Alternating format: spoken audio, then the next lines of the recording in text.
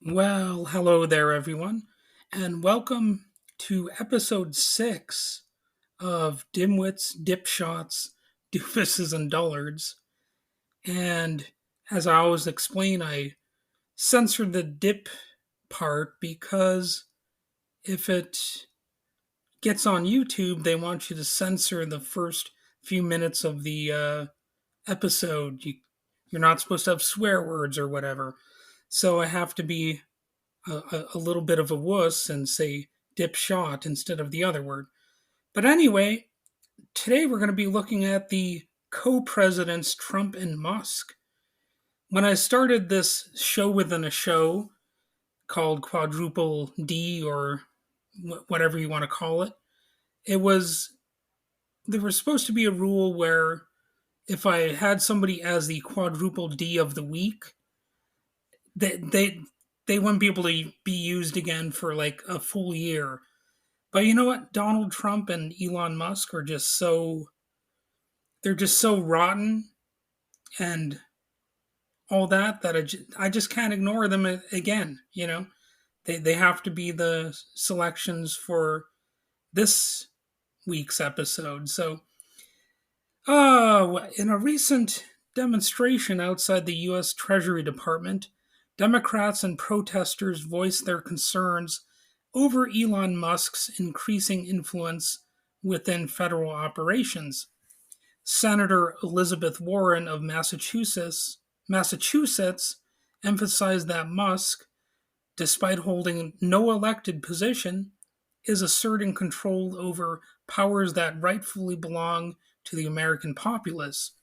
He stated, and I'm quoting now, no one elected Elon Musk to nothing, and yet Elon Musk is seizing the power that belongs to the American people. We are here to fight back. This is no longer business as usual. So you can find an article that quotes her saying that in the Guardian and of course other news sites, but the protest was sparked by reports that Musk's Department of Government Efficiency, Doge in other words, well, anyway, their team had been granted read only access to the Treasury's federal payment systems, which manage disbursements such as Social Security payments. This access has raised concerns about potential misuse of sensitive financial data and the centralization of power. And Senator Chris Murphy also addressed the crowd, expressing apprehension over the influence of wealthy individuals and their associates on government functions. He remarked, quoting again, "We don't pledge allegiance to the billionaires. We don't pledge allegiance to the creepy 22-year-olds working for Elon." Murphy's comments highlight the unease regarding the role of unelected individuals in critical government decisions. And Hillary Clinton has thoughts on this situation too, especially after she was criticized and investigated endlessly over the use of private email servers. She noted Elon Musk is mounting a blitzkrieg style administrative coup of the US government, accessing and editing critical systems that manage everything from Social Security payments to private taxpayer info. Ironically, Hillary Clinton was posting this on X, which is Elon's dumb version of Twitter. He's such a genius that he bought Twitter and then just changed the name, therefore ruining Twitter's branding because nobody actually wants to call it X to begin with other than him. But anyway, Hillary continued, many Americans are totally unaware that critical systems people rely on, which run on and funnel taxpayer dollars, are being smashed and grabbed. And she shared an article that summarizes what's going on and said, share it with friends and family so they can help demand action. And that's one of the funniest things about this. Like they for years went after Hillary Clinton for just admittedly irresponsibly using private email servers, but she was cleared of all, alleged criminal intentions and that. There was no evidence that she intentionally did anything. She was just sort of a, a bit of a doddering fool who was using the wrong type of email server. So this is quite significantly different from that, as was Trump hoarding all those classified documents down on Mar-a-Lago. And we all saw the pictures of those boxes, just like box after box after box of classified documents that he was not supposed to have because technically they belong to the American people. In a related development, the Trump administration has announced plans to place nearly all U.S. Agency for International Development, or USAID, direct hire staff on administrative leave effective February 7th, 2025, so pretty soon. This move disrupts USAID's 6 decade mission of combating global hunger, funding education, and addressing epidemics. Critics argue that dismantling USAID could jeopardize essential programs such as the President's Malaria Initiative and the President's Emergency Plan for US, or no, Emergency Plan for AIDS Relief, or PEPFAR, which have saved millions of lives worldwide. Now, that actually was a thing that George W. Bush initiated, believe it or not. It's definitely the best thing he did during his administration, and it apparently was effective in combating AIDS. I still believe George W. Bush was a war criminal, but you can at least say he did one good thing, one really good thing, in fact, from what I understand. And Trump is like, oh, we're gonna mess with that now and probably ruin it. And it really just seems like Trump is like a cancer in the system. He's trying to, you know, disrupt everything, including some of the actually good things that have been implemented through, government action. Because yes, I could, sort of be like an anarchist here and say, oh, the government never does anything good. But I mean, it's like anything. You got to take the good with the bad. In this case, you can give some credit to the government for having some aid programs that were actually effective and at least did some things right. But Trump saw that and he's like, nope, we can't have any of that. The government just has to be rotten. It just has to like do bad things all the time. Can't have it ever do good things. So these actions from Trump have prompted a broader discussion about the concentration of power and the role of unelected officials in government operations. So, from my perspective, such centralization should be viewed with skepticism as sort of the default position, as it can lead to the erosion of individual freedom and community autonomy, as well as just negative outcomes. Like people can sometimes be killed by some of these types of relationships. So the involvement of private entities in public affairs raises questions about accountability and the potential for abuse of power. And it's not just potential, we're seeing the abuse unfold right before our very eyes. The situation shows the importance of vigilance in preserving democratic processes and ensuring that power remains distributed among the people rather than concentrated in the hands of a few. As these events unfold, they serve to remind us of the need to critically assess the influence of individuals and corporations on governmental functions and to advocate for structures that promote transparency accountability, and equitable distribution of power, which is, of course, the exact opposite of what Trump and Musk represent. So, in a recent development that is sort of along the same lines, President Donald Trump proposed that the United States should take over and own the Gaza Strip, suggesting a long term U.S. role in redeveloping the area. He's also suggested that Palestinians be permanently resettled outside Gaza, questioning why they would want to return after significant destruction in the region that was caused by his good buddy Netanyahu. So we wrecked the place. Why would you want to come back? We'll just wreck it again if you're there. I guess is the message that they're trying to impart as they continue their genocidal campaign. So this proposal has correctly been met with swift opposition from various quarters, and no, not just from Hamas, and that includes anyone concerned about naked imperialism, as well as other Middle Eastern nations and international observers. And critics argue that such a move violates international law and exacerbates tensions in the region. Well, that's putting it mildly.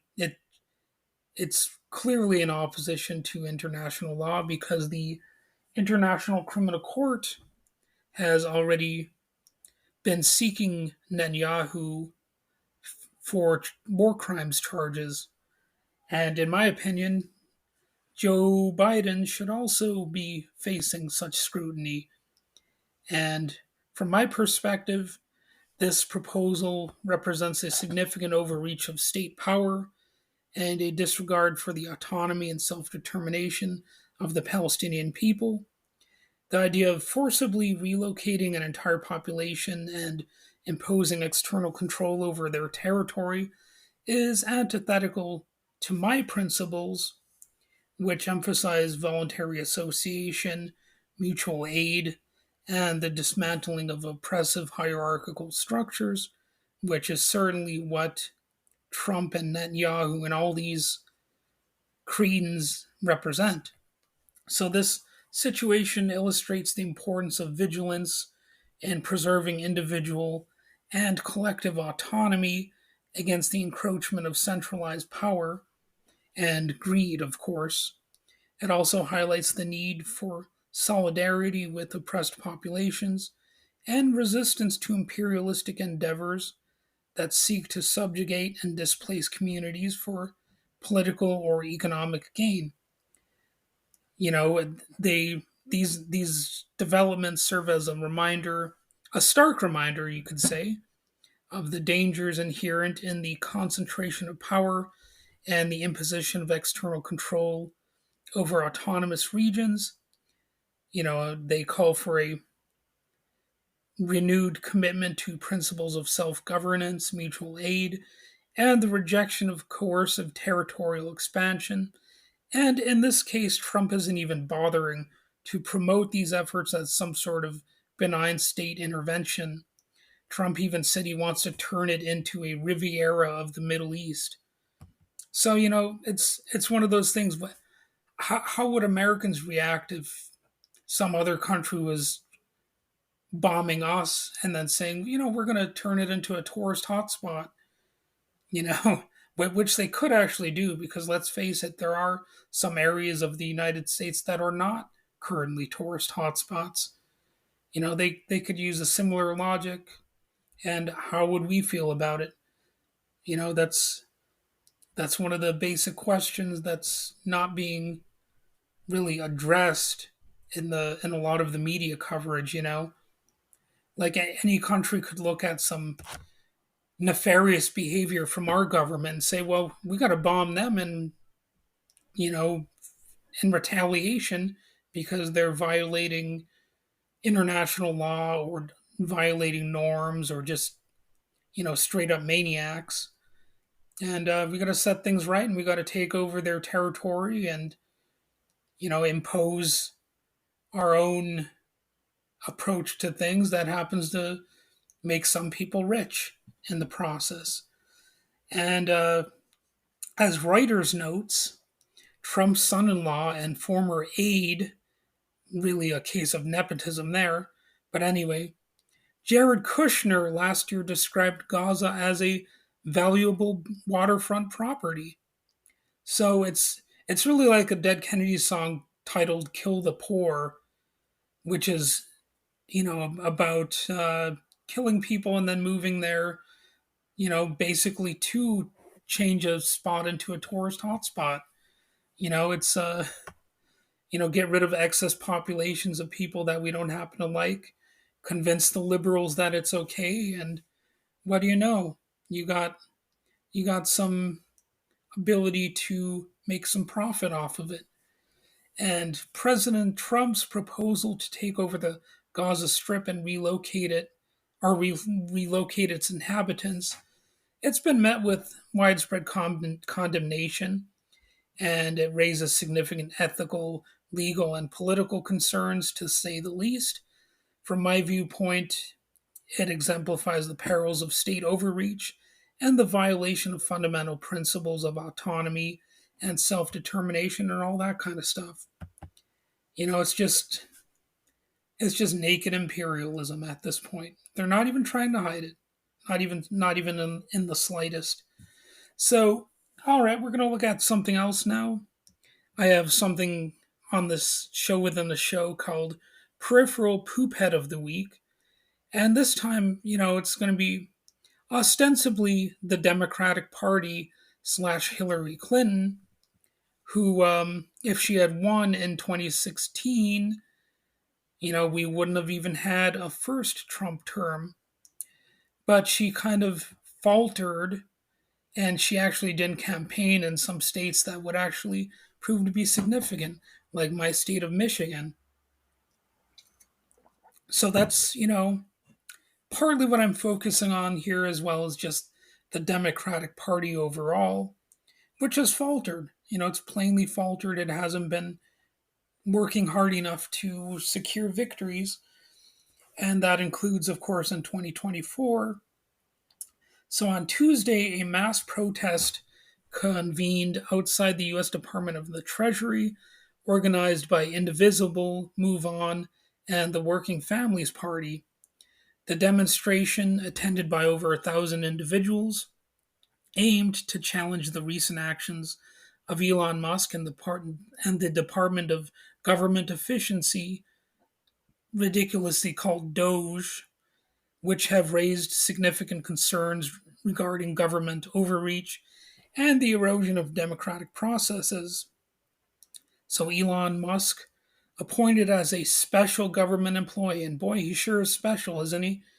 Um, but anyway, that was President Donald Trump working to put a billionaire in charge of people's lives, who was not really talented as far as I'm concerned when it comes to truly doing anything correctly. He's faltered in so many different endeavors. If you look at Trump, he's bankrupted at least one casino. I don't know how many times he's gone bankrupt with his businesses, yet he's got a cult following. So I guess that doesn't matter. People say, oh, he ran his businesses well, so he must be able to run government well. The only problem is he didn't run his businesses well. He ran them into the ground, and he has permanently damaged his reputation. And years down the road, when people look back at Trump, he's going to be nothing but a villain. Whereas before he entered politics, yeah, he was a jerk, and he was a rich snob, and all that. But he wasn't quite as big of a villain back then. But now, like, people are only going to see him as a villain, at least most people. Although he's trying to change that by implementing education reforms, let's say, that are going to teach, the nation's children that Trump is the greatest human being who's ever lived. and all that kind of fun stuff. So we're going to have some new sorts of educational lessons, new teachings that are going to encroach upon our children because, this population just has to be stupid, I guess. But anyway, you know, Elon has rapidly expanded his influence over federal operations through Doge. Within weeks, Musk's team has gained access to sensitive government systems, including the Treasury's payment infrastructure, which processes transactions such as Social Security checks and tax refunds. This unprecedented access has been achieved without congressional approval, leading to accusations of a plutocratic coup by progressive Democrats. And by the way, it shouldn't just be progressive Democrats. Let's be clear about that. The regular Democrats ought to see this stuff and be outraged as well. But they're not. I don't think they've done enough to prevent this, and they're probably not going to do enough to truly express the outrage that is merited at this situation, which is why they're my sort of peripheral poop head of the week. The protesters expressed their frustration with chants like arrest them when they come out and lock him up, directed at Musk and his associates. Indivisible co founder Ezra Levin acknowledged the complexity of the situation, leading the crowd in the chant, withdraw unanimous consent. This phrase refers to the parliamentary procedure that, if it's employed by lawmakers, could slow down or halt legislative processes, serving as a form of resistance against the administration's actions. So, in many ways, it seems like this Ezra Levin character is at least trying to do something to put a monkey wrench into these plans, but it's I just can't escape the fact that this administration is able to do these things because the Democratic Party faltered. They were more interested in supporting people like Benjamin Netanyahu and killing 100,000 plus Palestinians than in actually winning. Because if they hadn't done that, they would not have alienated what could be and probably are millions of progressive voters. And those additional votes would have probably given Kamala Harris the edge that she needed to actually have a victory. But instead, we have this sort of nightmare scenario unfolding that's going to ruin a bunch of people's lives. And, that's something that could have been prevented if the Democrats just had done things, a little bit better. They they actually probably didn't need to even do that much differently, but they dropped the ball enough that we're now in this mess that we're in. But anyway, the rapid changes implemented by Doge have not been limited to the Treasury Department. Reports indicate that Musk's team has also targeted the U.S. Agency for International Development, or USAID, with plans to dissolve the agency and integrate its functions into the State Department. This move has resulted in USAID employees being locked out of their offices and key security officials being placed on leave after resisting Doge's interventions. So just think about that. These are people who are just normally pursuing work with USAID, which is at least a relatively reputable organization. Maybe they've had a scandal or two here or there, but nothing as scandalous as what Elon Musk is doing. And this is all, these Doge people are able to do this without any sort of, you know, mandate to do it. There's no, Trump had a very slim victory. There was no there was no real legal reason for any of these people to do this. There's no law in the book stating that this has to happen. They're just doing this. They're just doing it. And critics argue that these actions represent a consolidation of power that undermines the checks and balances integral to the US government. It's the Congress that is supposed to have the power to make these decisions, not just a billionaire prick. The term plutocratic coup has been used to describe the situation, and you know, it really does show that a wealthy individual is exerting undue influence over public institutions for personal gain or for whatever reason he sees fit. It's not a matter of accountability. He's just running amok. So from my perspective, this really shows some of the dangers of irresponsible centralized authority and the potential for state mechanisms to be co opted by individuals with significant economic power. The collaboration between Musk and the federal government under Trump is a manifestation of the state capital nexus, where corporate interests and state power intertwine, often to the detriment of individual liberties and, our nation's communal sense of autonomy. Because right now, there really is no sense of the people having power here. This is just some spoiled rich boy doing whatever the hell he wants because he knows he can probably get away with it. This is how much Trump has been emboldened, and the would be technocratic elites like Elon Musk have been emboldened. The protest at the Treasury Department reflects a broader resistance to these trends, with participants calling for accountability and the preservation of democratic norms. So that's good for them. It's it's still bad that the Democrats allowed this to happen, and they did, because they just didn't organize well enough to combat this kind of stuff. So the demand for withholding unanimous consent represents a desire to disrupt the smooth operation of governmental processes that are perceived as illegitimate or harmful. And there's a need here for some direct action and the dismantling of this hierarchical structure that Elon Musk is trying to impose on the population. This concentration of power in the hands of a few. There's going to be more of a need to just challenge this situation. So, Musk and Doge have sparked significant controversy, to say the least, but they've mobilized public opposition, and that's one of the bright sides here.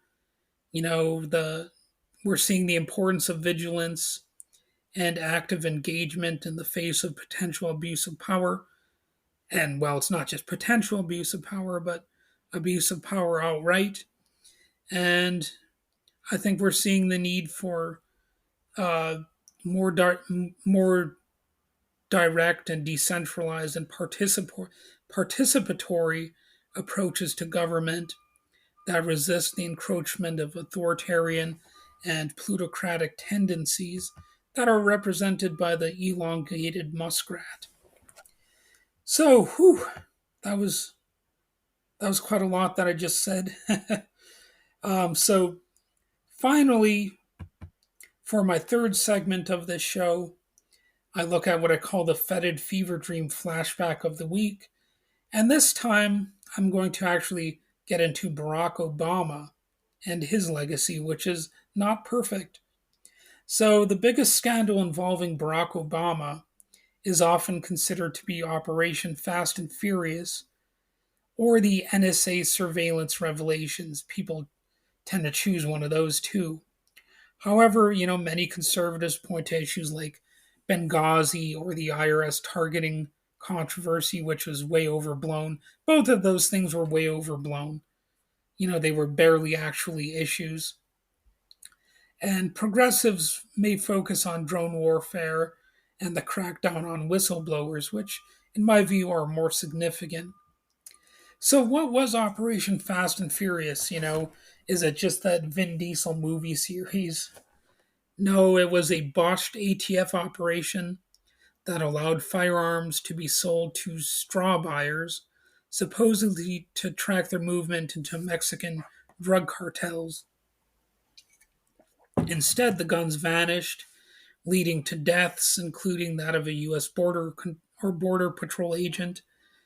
So, from my perspective, this Fast and Furious thing highlights the hypocrisy and failures of state enforced prohibition and law enforcement, which often exacerbate violence rather than prevent it.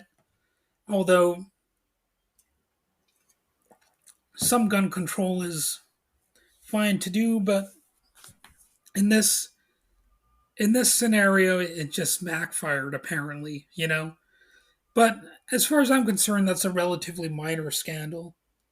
The NSA mass surveillance, which was revealed in 2013 but active earlier, is probably one of the bigger scandals. And Edward Snowden's leaks exposed how the Obama administration, continuing from Bush era policies, massively expanded domestic and international spying. The NSA collected vast amounts of personal data, arguably violating privacy rights. Because, traditionally and constitutionally, the government shouldn't have access to your data unless it's through a court order. A judge is supposed to have a warrant issued for it. So many see this as a prime example of the state's authoritarian nature, where it claims to act in the public interest while controlling and surveilling the populace. Of course, some people will say that, oh, that's just you being paranoid or whatever, but the the potential for abuse is always there in a situation like that. And another scandal was drone warfare and extrajudicial killings. Under Obama, drone strikes escalated, killing thousands in countries like Yemen, Pakistan, and Somalia. U.S. citizens, including Anwar al Awlaki, I probably mispronounced the name, but anyway, he and his son were killed without trial. So any pacifists and anti imperialists would argue that this represents the worst sort of state violence, executing people globally without accountability, reinforcing empire and militarism. And I wouldn't argue against that sort of argument. So that was another scandal from Obama, possibly the worst one. I guess it depends on, which sort of issues you prioritize, but it's definitely right up there near the top of the list, if not at the top.